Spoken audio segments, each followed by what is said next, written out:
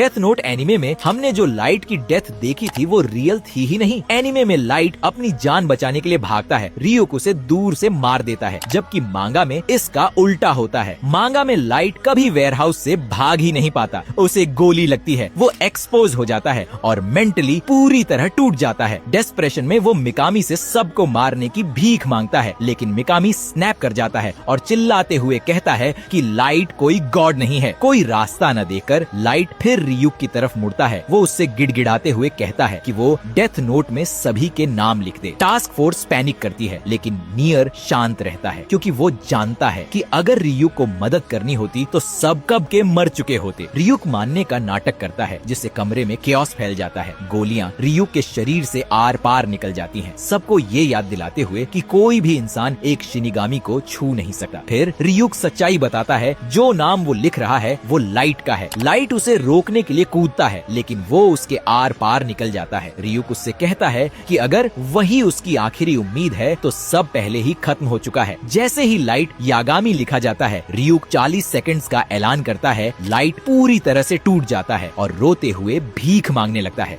और पहली बार रियुक उसे खुद को छूने देता है, सिर्फ ये बताने के लिए कि ये सब कितना पैथेटिक लग रहा है। लाइट के आखिरी शब्द जस्टिस के बारे में नहीं बल्कि डर के बारे में होते हैं। वो बस यही दोहराता रहता है कि मैं मरना नहीं चाहता, और फिर किसी भी आम इंसान की तरह रियुक के कदमों में गिरकर दम तोड़ देता है।